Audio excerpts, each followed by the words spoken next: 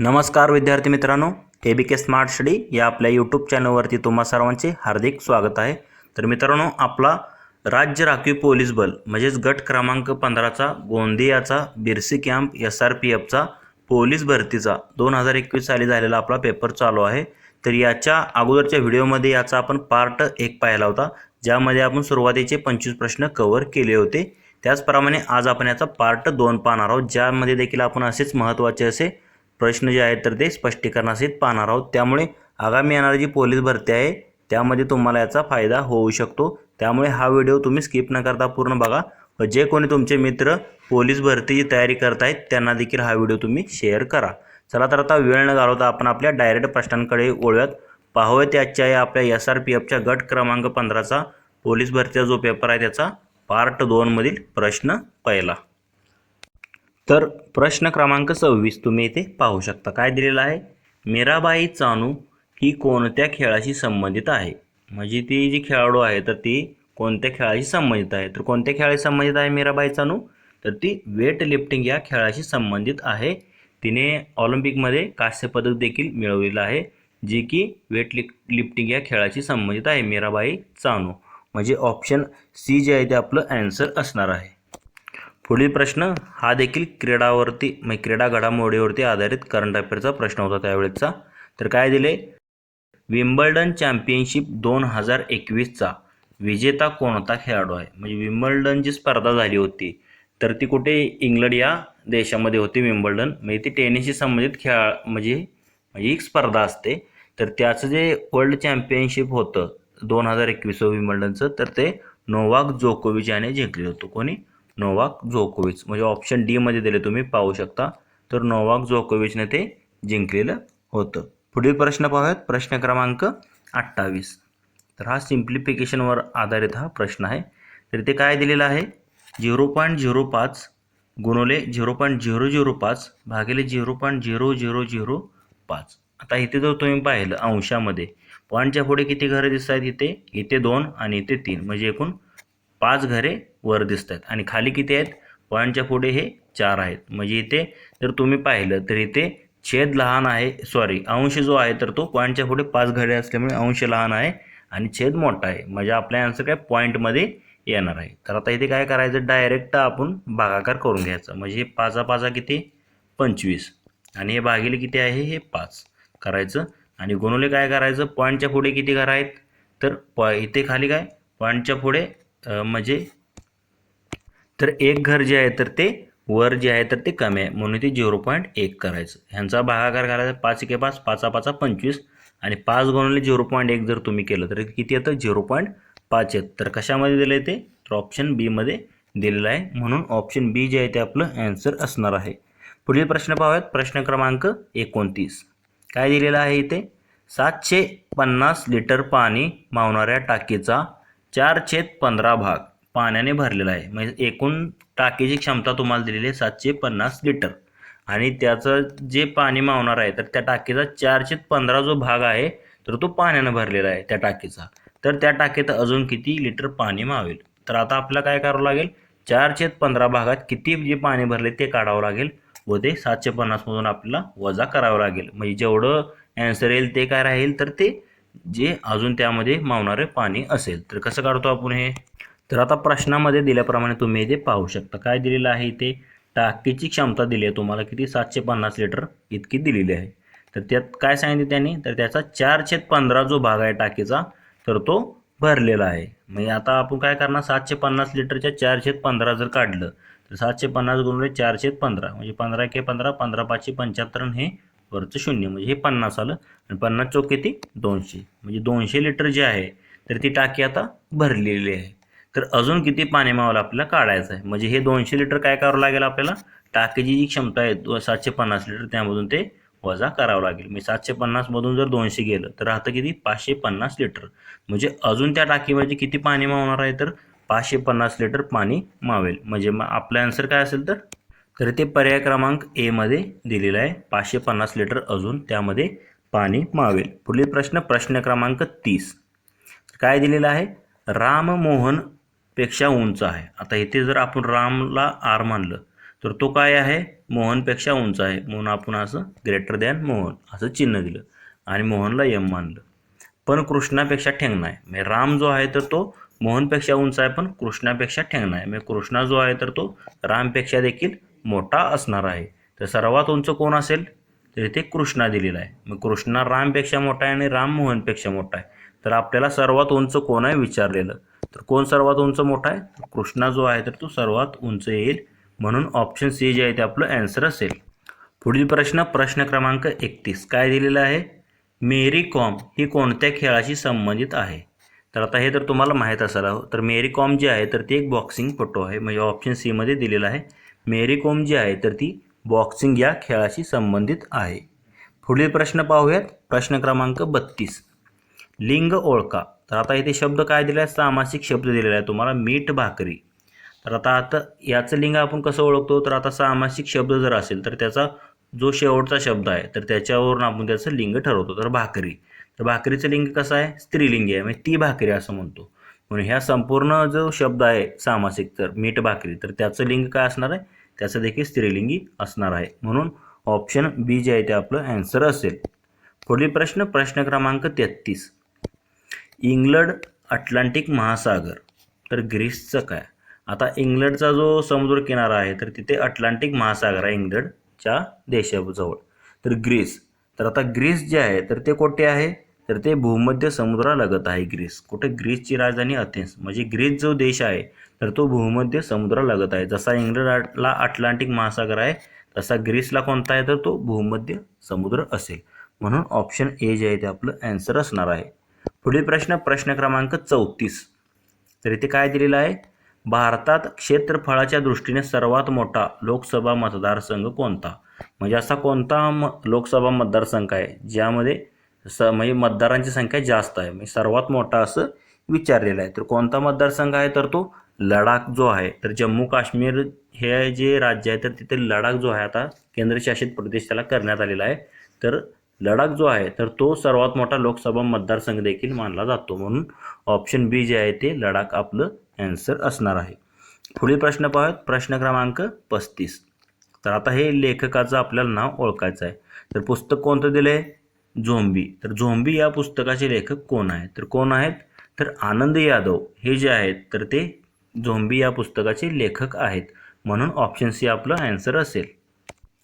पुढील प्रश्न, प्रश्न क्रमांक 36 काय दिलेलं आहे यामध्ये, तर रेबीज या आजारात टिंब दिवसांच्या रोग बीज पोषण काळानंतर लक्षणे वाढीस लागतात. म्हणजे कोणता काळ आहे ज्यामध्ये रेबीज जो आजार असतो तर त्यामध्ये लक्षणांमध्ये त्याच्या वाढ होऊ लागते. तर किती दिवसांमध्ये, तर सुरुवातीच्या 10 दिवसांमध्येच. म्हणजे रेबीज जर आजार झाला तर त्याच्या 10 दिवसांच्या रोग बीज पोषण काळानंतर, म्हणजे रोग झाल्यापासून 10 दिवसानंतरच त्याची लक्षणे जी आहेत तर ती वाढीस लागतात. म्हणून ऑप्शन ए जे आहे ते आपलं आन्सर असेल. पुढील प्रश्न, प्रश्न क्रमांक 37 काय दिलेला आहे ते, कोणता शब्द शक्तीचा प्रकार नाही. म्हणजे कोणता शब्द शक्तीचा प्रकार नाही असं विचारलेलं आहे. तर 4 दिलेले आहेत पर्याय, अमिधा, साधित, व्यंजना आणि लक्षणा. तर 3 शब्द शक्ती आहेत. कोणत्या, अमिधा आहे, व्यंजना आहे आणि लक्षणा आहे, या 3 शब्द शक्ती आहेत. पण साधित जे आहे तर ती कोणतीही शब्दशक्तीचा प्रकार नाही. म्हणून ऑप्शन बी जे आहे ते आपलं आन्सर असेल. पुढील प्रश्न, प्रश्न क्रमांक 38 काय दिलेला आहे, पाणी पंचायत ही संकल्पना कोणी विकसित केली होती. तर आता पाणी पंचायत असं विचारलेलं आहे. तर कोणी विकसित केली होती, म्हणजे त्याचे श्रेय जे आहे तर ते संकल्पना सुरू करण्याचे तर ते कोणाला जाते, तर विलासराव साळुंखे यांना. तर विलासराव साळुंखे यांनी सांगली जिल्ह्यात म्हणजे पाणी पंचायती संकल्पना त्यांनी विकसित केली होती. म्हणून ऑप्शन बी जे आहे ते आपलं आन्सर असेल, विलासराव साळुंखे. पुढील प्रश्न, प्रश्न क्रमांक 39 तर हा गणितावरती आधारित प्रश्न आहे. तर काय दिलेला आहे, एका शाळेत विद्यार्थी व शिक्षक यांची एकूण संख्या 1040 आहे. म्हणजे विद्यार्थी प्लस शिक्षक दोघांची संख्या दिली आहे 1040 शाळेतील. त्या शाळेत प्रत्येक 15 विद्यार्थ्यामागे एक शिक्षक शिल्लक असेल तर एकूण शिक्षकांची संख्या किती. म्हणजे 15चा जो विद्यार्थ्यांचा गट आहे त्यामागे एक शिक्षक, म्हणजे एकूण कितीचा गट होणार आहे, 15 विद्यार्थी आणि एक शिक्षक, म्हणजे एकूण 16 जणांचा एक गट होणार आहे. तर अशी एकूण शिक्षकांची संख्या किती असणार आहे, तर आता एकूण दोघांची मिळून संख्या किती आहे, तर 1040 आहे. म्हणजे 1040ला काय करावं लागेल, शिक्षक आणि विद्यार्थ्याचा एक गट कितीचा आहे, 16चा आहे. 15 विद्यार्थी आणि एक शिक्षक. ह्या 16ने आपल्याला याला भागावं लागेल. म्हणजे 1040 भागिले जर 16 तुम्ही केलं तर किती येतं, 16 एके 16, 16 संग 96, उरले किती 8, 16 पंचे 80, म्हणजे काय येतं 65. म्हणजे 65 जे आहे तर ते एकूण शिक्षक येतील यामध्ये.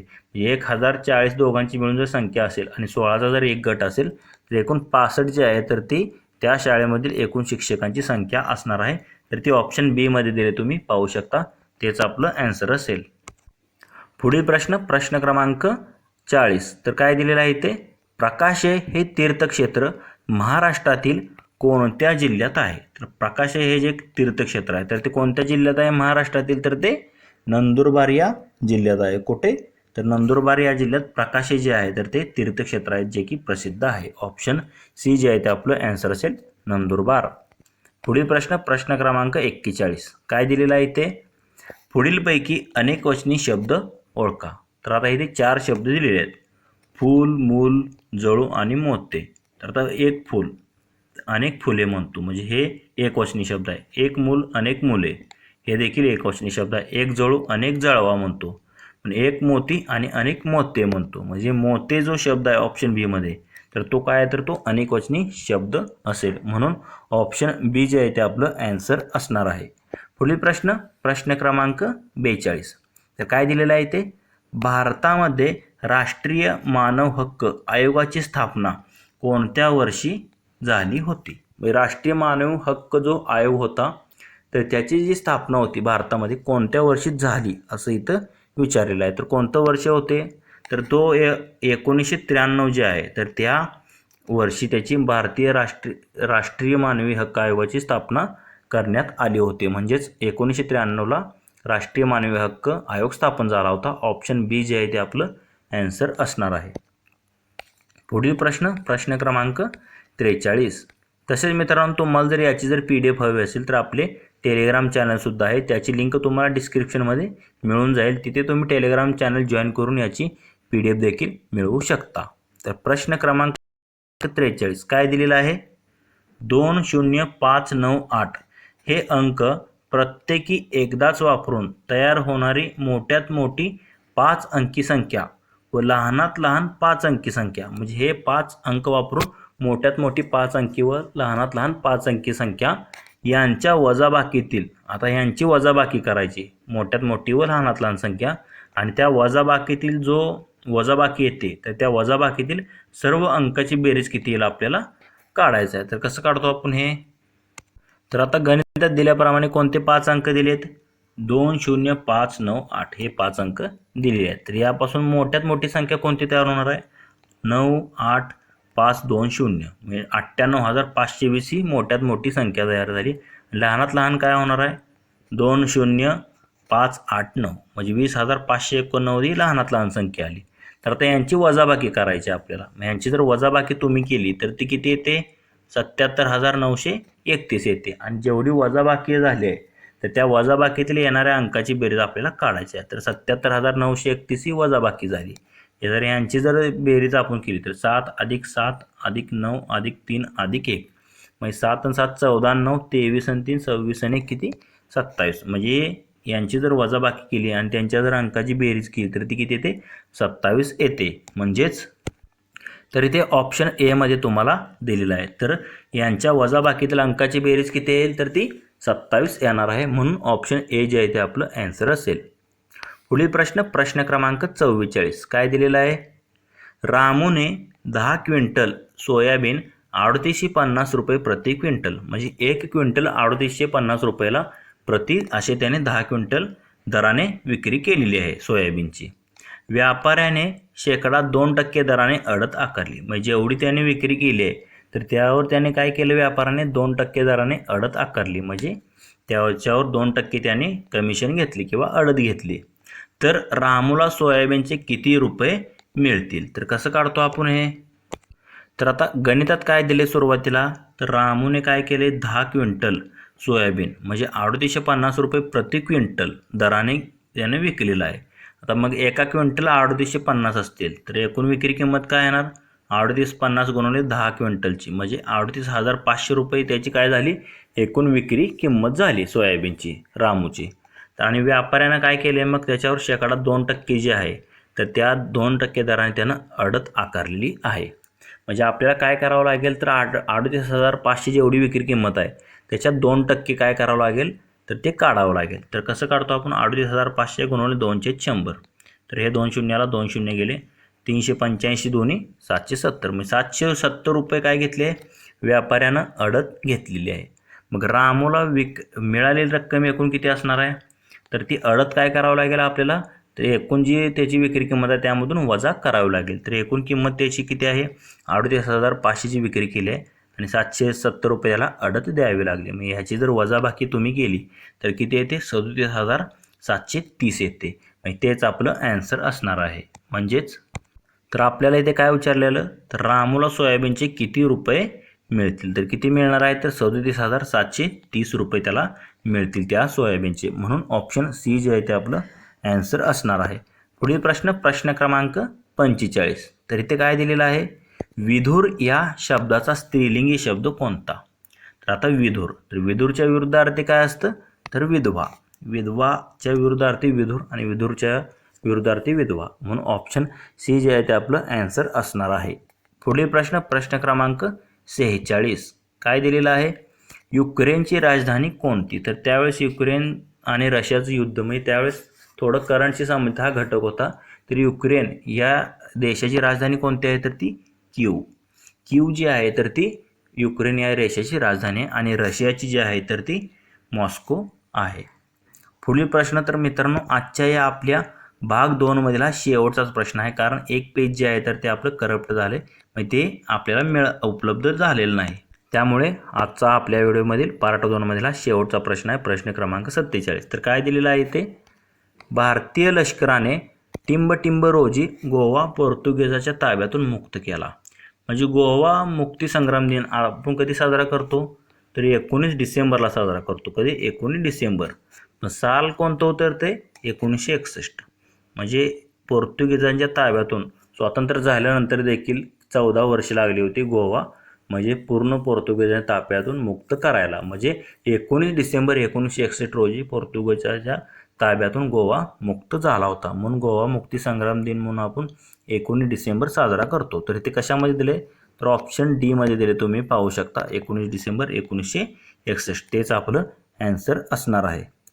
तर मित्रांनो आपला जो पेपर चालू आहे SRPFचा गट क्रमांक 15चा गोंदियाचा तर याचा आज आपण इथे पार्ट 2 पाहिलेला आहे ज्यामध्ये आपण त्याचे महत्त्वाचे असे म्हणजे 25 प्रश्न कव्हर केलेले आहेत. जर तुम्हाला या प्रश्नांमध्ये कोणती शंका वाटत असेल तर कमेंट करून नक्की सांगा. तसेच हा जर व्हिडिओ आवडला असेल तर लाईक करा व जे कोणी तुमचे मित्र पोलीस भरती तयारी करतायत त्यांना देखील हा व्हिडिओ शेअर करा. व असे जर तुम्हाला नवनवीन व्हिडिओ हवे असतील तर आपले YouTube channel ABK smart study subscribe करा व समोरील बेल आयकॉनवर प्रेस करा. धन्यवाद मित्रांनो. जय हिंद जय महाराष्ट्र.